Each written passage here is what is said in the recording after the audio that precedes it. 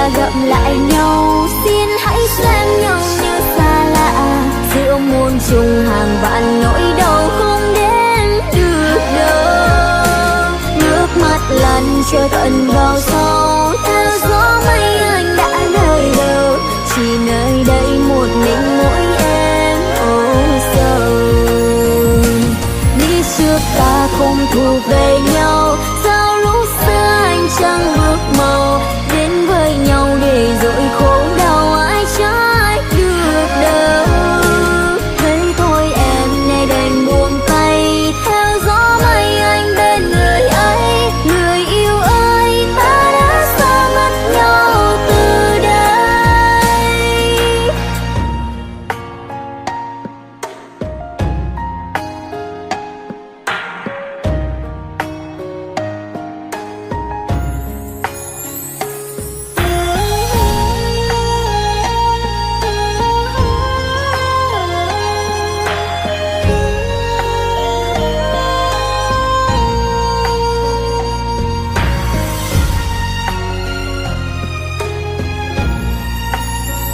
Thôi đừng buồn chi khóc nữa thêm sầu bi.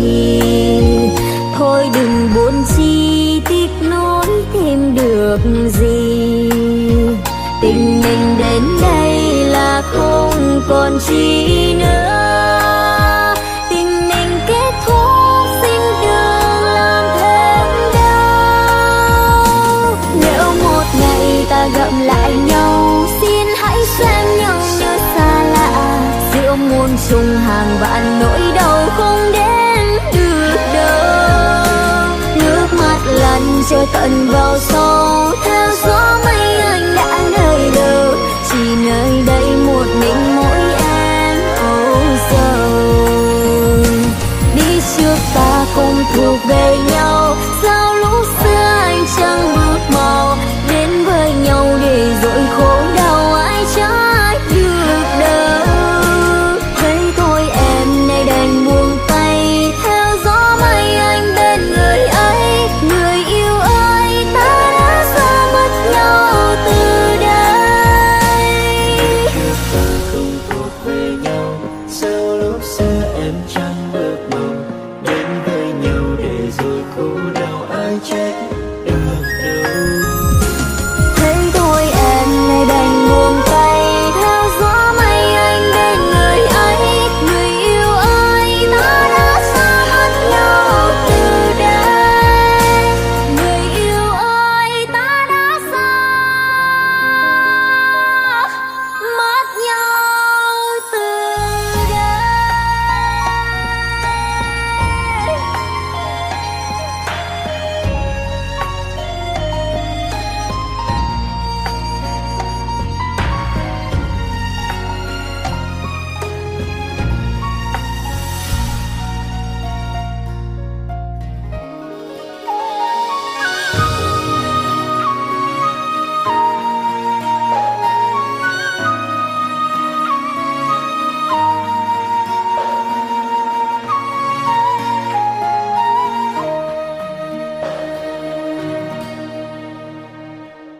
Nắm tay anh thật chặt một chút thôi, rồi mai đôi ta sẽ xa nhau suốt đời. Có lẽ đôi ta không trọn vẹn một giấc mơ ấy, nên phải xa cách nhau rất xa một phương trời. Em đã dần đổi thay, tất cả yêu thương bây giờ vỡ tan muôn màu. Thành mây số bay ngang đời anh không thể nào tin. Em đã chia tay anh rồi quay lưng bước đi, làm anh ngỡ đau thêm. Anh đứng lặng nhìn em đi, phải sống ra sao? Từ đây anh đã mất em thật sao? Lòng anh rối bời, yêu dấu bao ngày trôi qua, giờ đã bay xa. Đời anh mất em, anh sống thế nào? Anh muốn em đừng quay đi, đừng nói chia ly, hãy dành tất cả yêu thương vì anh chỉ yêu mỗi em. Anh muốn không phải xa em, không phải mất em, người ơi em có hiểu thấu.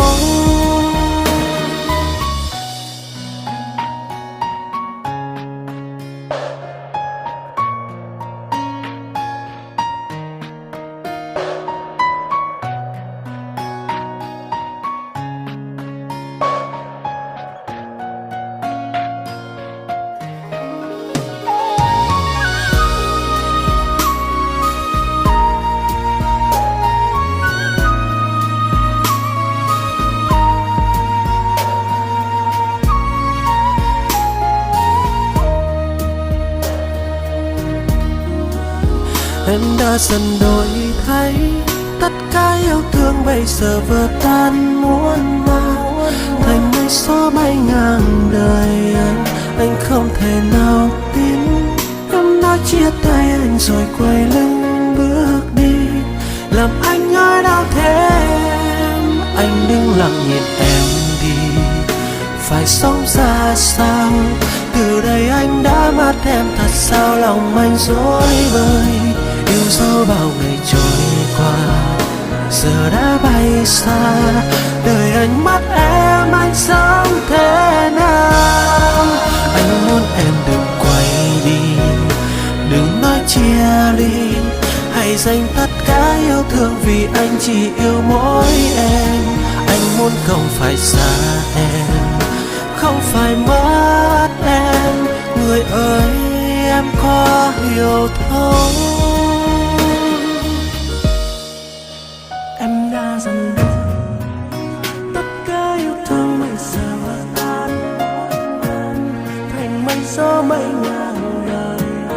Anh không thể nào tin. Em nói chia tay rồi quay lưng bước đi, anh nhớ đâu thế. Anh muốn em đừng quay đi, đừng nói chia ly. Hãy dành tất cả yêu thương vì anh chỉ yêu mỗi em. Anh muốn không phải xa em, không phải mất em. Người ơi em có hiểu thấu. Anh muốn không phải xa em, người ơi em có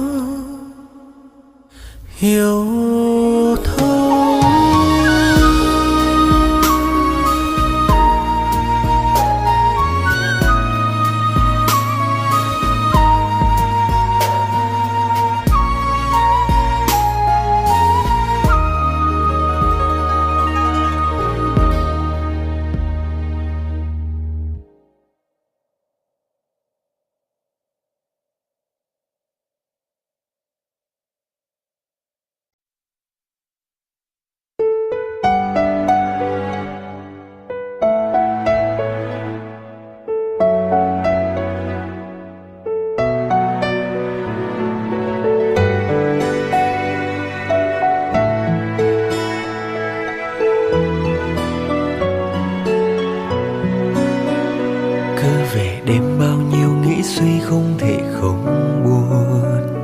Những chuyện vui bên em có khi anh giờ tan biến, vì anh biết khoảng cách sẽ dần giết ta theo thời gian.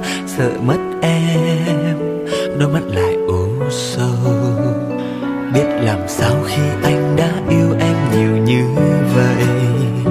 Muốn kể bên em tôi mỗi giây nhưng ngại cho em là con gái, cứ phải bận lòng đắn đo khi hẹn hò. Làm thế nào để có thể bên nhau như đã hứa? Có lẽ cần một cái gật đầu xin cha mẹ về bên anh, để chẳng may đường về chưa đông đã sẽ có bàn tay chở che em này. Cái gật đầu dù chẳng sang giàu nhưng chỉ cần được bên em để sẻ chia, và dù cho ai có lỗi sẽ là anh giữ chân em lại. Vì tìm được nhau phải đâu dễ dàng.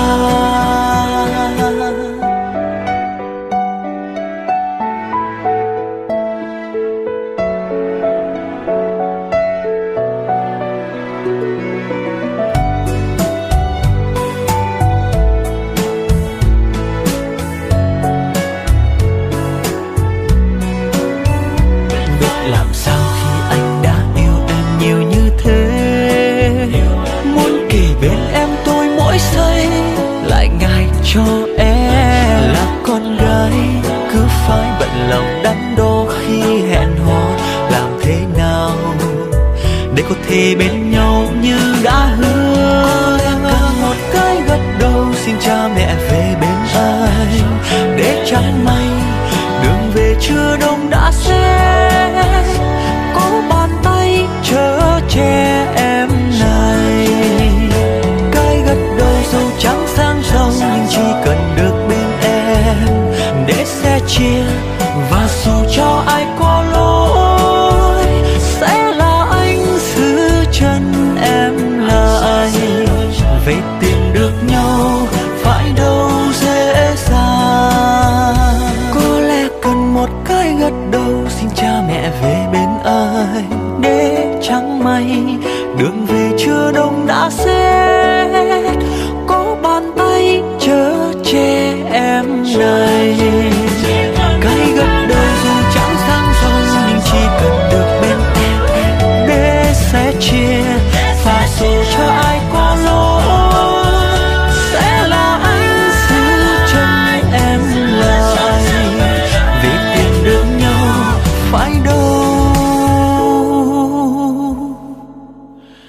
dễ dàng.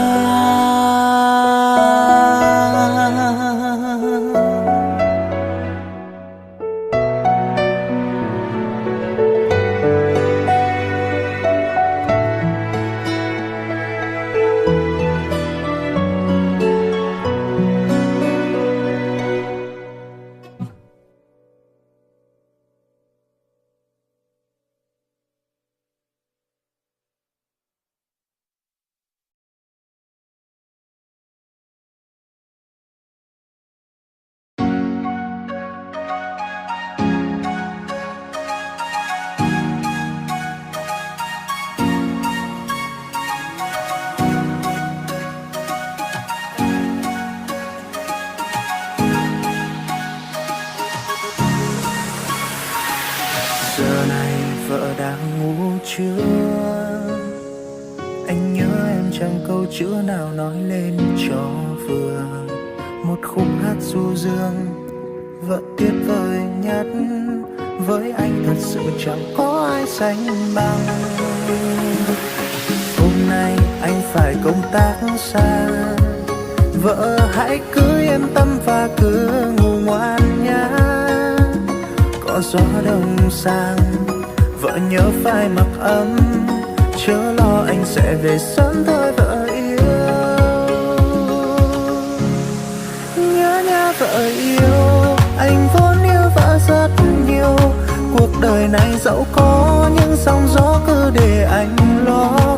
Vui vì mình luôn có, mãi luôn có nhau hạnh phúc tay nắm tay. Ngủ ngoan khi nào tỉnh giấc thấy anh về ngay, chớ nên hờn ghen, anh sẽ giữ anh nguyên vẹn. Khi trở về anh sẽ bên cạnh em và nở nụ hôn. Bây giờ em ngoan nhé, khép khe khẽ đôi mi và hãy ngủ nào, để anh yên tâm và bớt lo lắng đi. Chúc vợ ngủ ngon.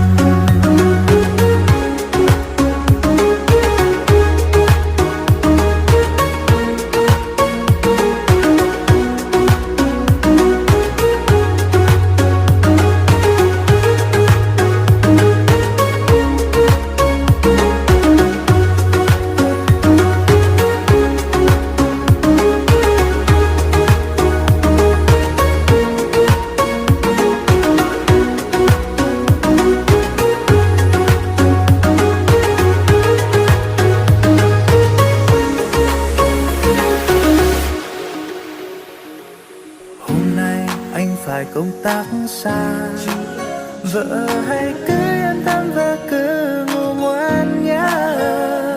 Có gió đông sang, vợ nhớ phải mặc ấm, chớ lo anh sẽ về sớm thôi vợ yêu.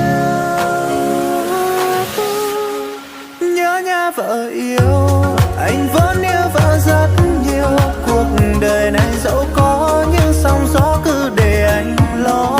Vui vì mình luôn có, mãi luôn có nhau hạnh phúc tay nắm tay. Ngủ ngoan khi nào tỉnh giấc thấy anh về ngay, trở nên hờn ghen. Anh sẽ giữ anh nguyên vẹn, khi trở về anh sẽ bên cạnh em và nở nụ hôn.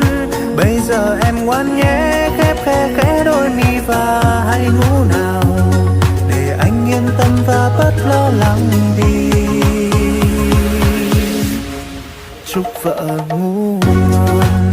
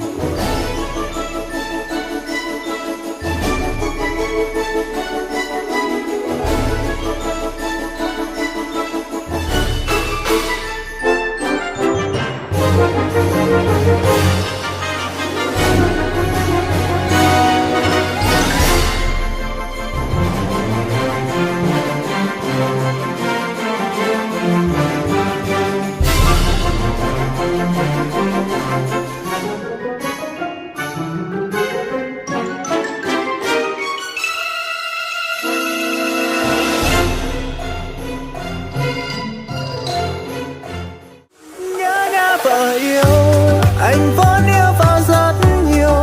Cuộc đời này dẫu có những sóng gió cứ để anh lo. Vui vì mình luôn có, mãi luôn có nhau hạnh phúc tay nắm tay. Ngủ ngoan khi nào tỉnh giấc thấy anh về ngay, trở nên hờn ghen. Anh sẽ giữ anh nguyên vẹn, khi trở về anh sẽ bên cạnh em và nở nụ hôn. Bây giờ em ngoan nhé, khẽ khẽ đôi mi và hãy ngủ nào, để anh yên tâm và bớt lo lắng đi. Chúc vợ ngủ ngon.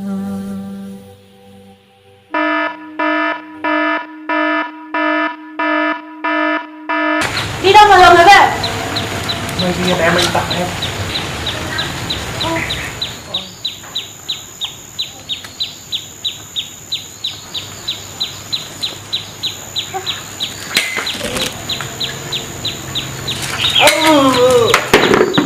Người tuyệt vời nhất là em, chẳng ai khác ngoài em. Và lý do anh cho là em luôn luôn tuyệt vời nhất, vì em từng biết lắng nghe, biết chịu đựng, biết sẽ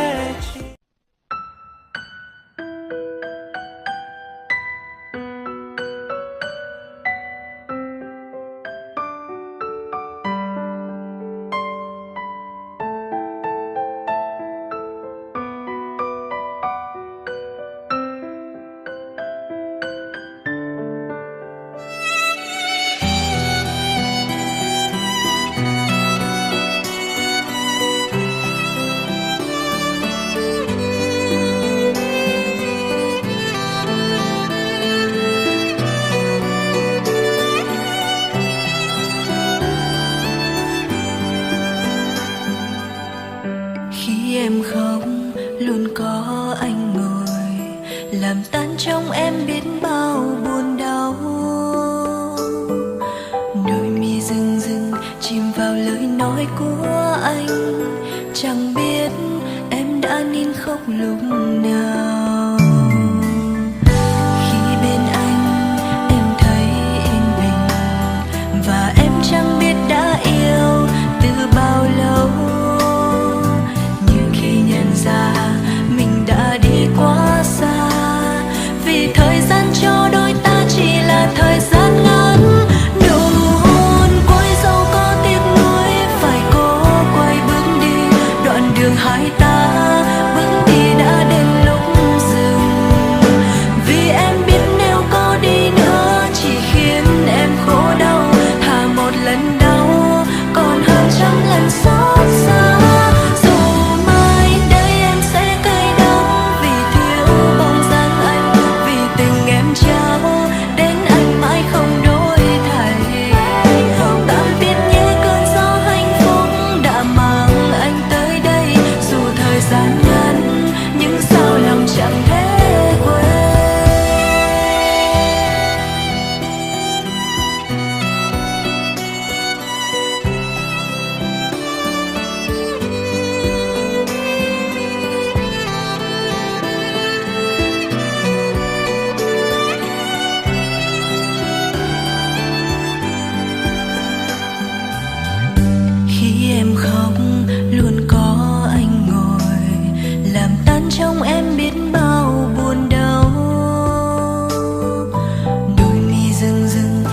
vào lời nói của anh. Chẳng biết em đã nín khóc lúc nào. Khi bên anh em thấy yên bình, và em chẳng biết đã yêu từ bao lâu. Nhưng khi nhận ra mình đã đi quá xa, vì thời gian cho đôi ta chỉ là thời gian ngắn. Nụ hôn cuối dẫu có tiếc nuối, phải cố quay bước đi đoạn đường hai ta. Bước đi đã đến lúc dừng, vì em biết nếu có đi nữa chỉ khiến em khổ đau. Thà một lần đau còn hơn trăm lần xót xa. Dù mai đây em sẽ cay đắng vì thiếu bóng dáng anh, vì tình em trao đến anh mãi không đổi thay. Tạm biệt nhé cơn gió hạnh phúc đã mang anh tới đây. Dù thời gian ngắn nhưng sao lòng chẳng thể quên. Nụ hôn cuối dẫu có tiếc nuối, phải cố quay bước đi đoạn đường hai ta. Bước đi đã đến lúc dừng, vì em biết nếu có đi nữa chỉ khiến em khổ đau. Thà một lần đau còn hơn trăm lần xót xa. Dù mai đây em sẽ cay đắng vì thiếu bóng dáng anh, vì tình em trao đến anh mãi không đổi thay. Tạm biệt nhé cơn gió hạnh phúc đã mang anh tới đây. Dù thời gian ngắn nhưng sao lòng chẳng thể quên. Dù thời gian ngắn nhưng sao lòng chẳng thể quên.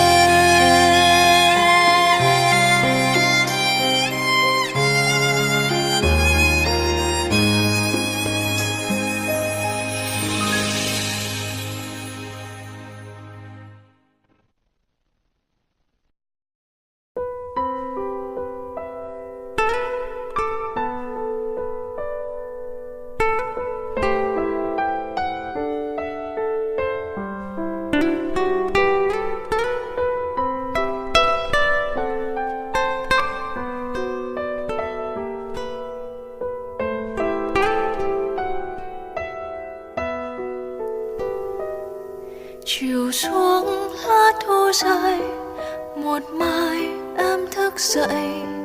Tình yêu như đến bất ngờ và anh đang ở đây. Nhành hoa giấu trong tay và anh thương báo rằng nụ hoa bé là em đó thật vô tình.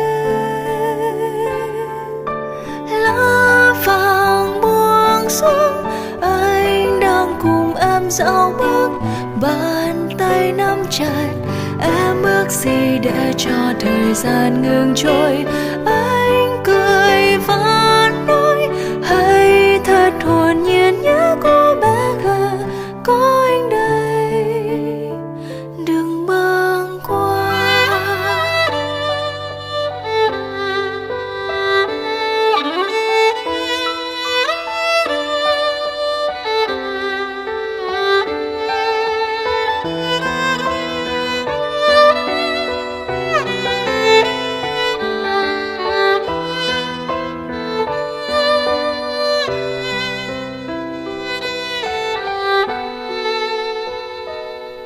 Và anh bước bên em, mùa thu khẽ khẽ cười. Hoàng hôn mang tiếng yêu đầu để cho anh có em. Này anh có hay chăng ngoài kia nắng vẫy chào. Nào ta bước về thiên đường có hai chúng ta.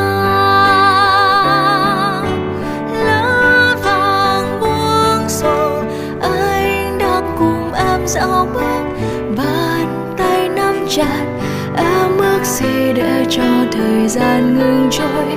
Anh cười và nói hãy thật hồn nhiên nhớ cô bé khờ có anh đây, đừng bâng khuâng.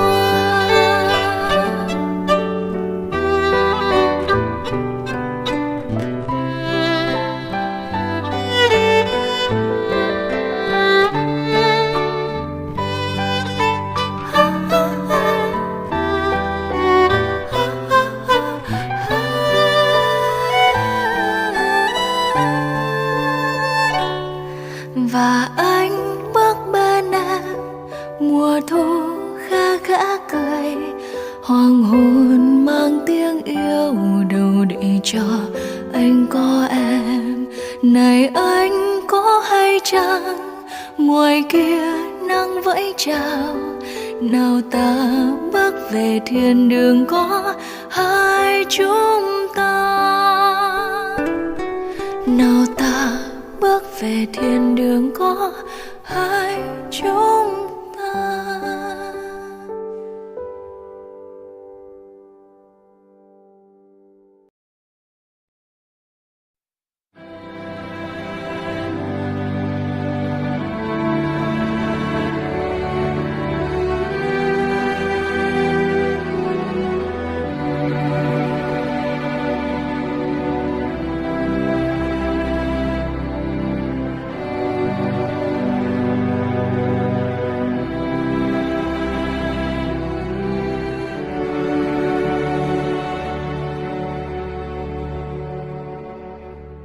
Phố về đêm, vẫn một mình em lang thang, giữ lại trong lòng những nỗi đau.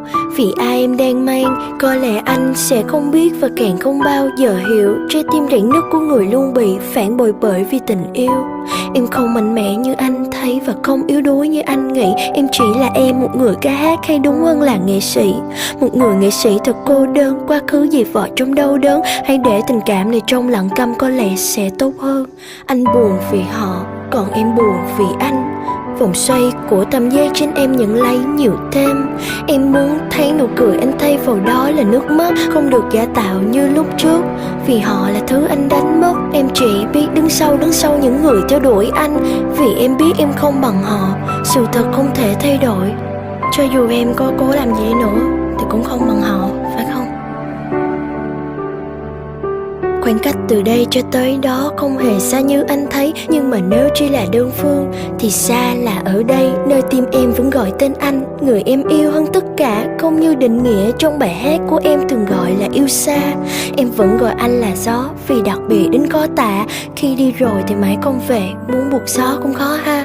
Không một ai muốn làm điều đó, nhưng với em thì khác. Hai chữ trọn vẹn nó đặt ở anh mỗi khi em viết những lời nhạc. Nếu cứ chờ sẽ có hy vọng, phải không nói em biết đi.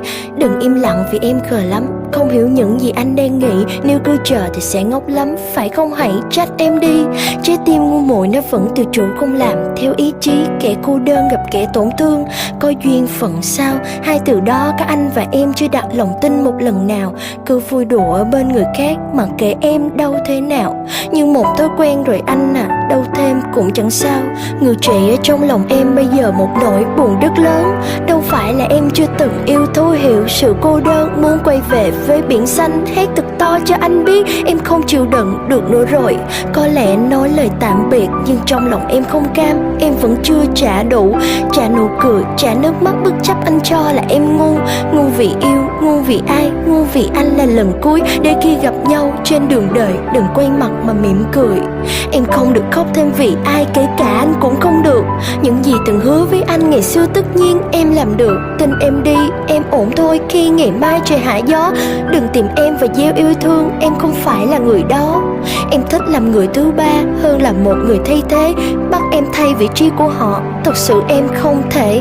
Người thứ ba giúp anh nhận ra anh yêu ai đó như thế nào. Người thứ ba hoàn hảo ở sau lưng anh với nụ cười giả tạo. Anh không hiểu đâu, làm sao mà hiểu được. Anh đem tình yêu của em một lần nữa ra đánh cược. Thua hay là thắng chỉ có một lần duy nhất thôi. Cho hay là nhận kết quả vẫn sẽ không thay đổi. Có thể em sẽ yếu đuối lúc này nhưng xin anh đừng thương hại. Phép toán mà ai cũng học, 1+1 chưa chắc bằng 2. Lại thêm một lần nữa em chúc người yêu mình hạnh phúc. Với ai khác xứng đáng hơn em, đừng bao giờ ngã gục. Gió tự tại, gió trôi nổi, gió bay bổng khắp bốn phương. Vẫn luôn là chàng trai lạnh lùng, người mà em luôn thương. Có lần nào vô tình anh nghe thấy tiếng em gọi không? Đó là khi hét lớn trải rộng trời cao vô tình chợt bật khóc. Có lần nào vô tình anh nghe thấy tiếng nức nhẹ ở bên tai? Đó là lúc anh nên tránh xa vì em không muốn phải thương hại. Có lần nào vô tình anh thấy bản thân của em quá ích kỷ? Đó là lúc mỗi ngày em ghi vào tim anh ơi anh về đi.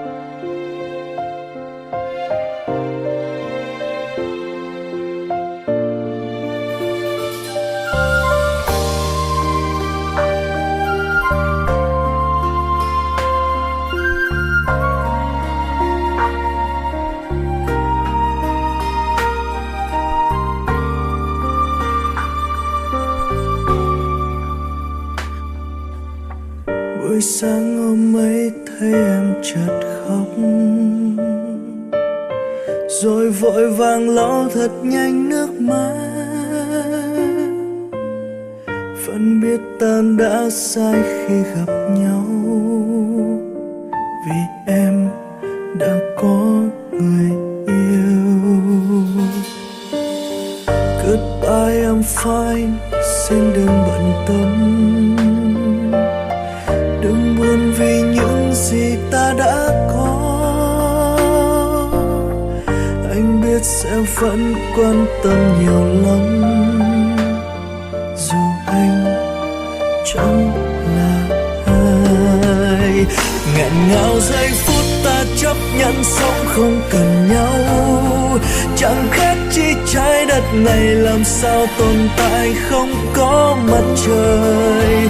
Chỉ biết lặng nhìn em quay lưng bước đi, lòng anh thắt lại, nghĩ đến mình sẽ không gặp lại.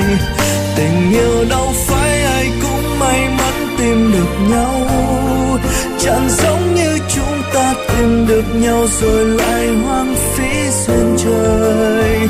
Tại sao phải rời xa nhau mãi mãi, biết đến khi nào chúng ta nhận ra chẳng thể quên được nhau.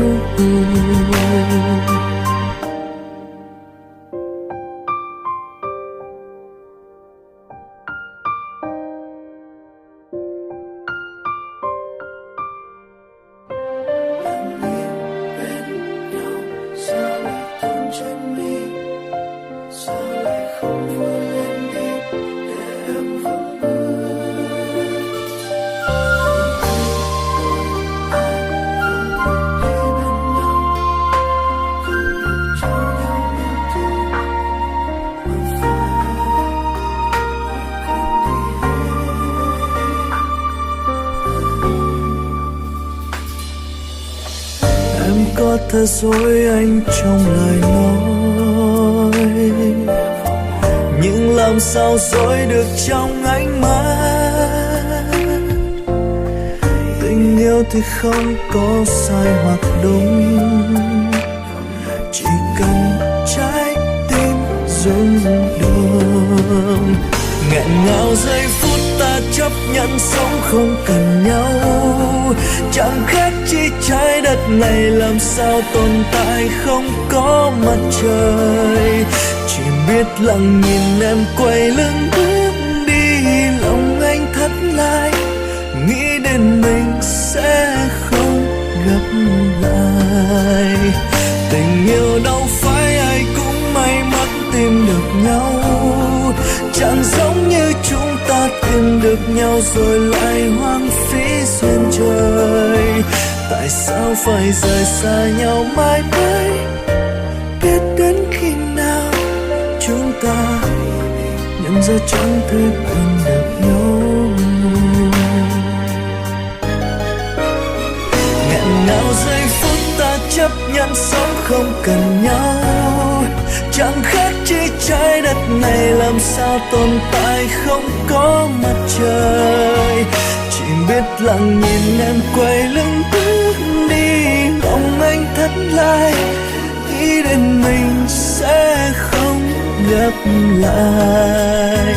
Tình yêu đâu phải ai cũng may mắn tìm được nhau, chẳng giống như chúng ta tìm được nhau rồi lại hoang phí duyên trời. Tại sao phải rời xa nhau mãi mãi, biết đến khi nào chúng ta nhận ra chẳng thể quên được nhau. Từ ngày đôi ta không được đi bên nhau, không được cho nhau yêu thương, phải quên hết đi.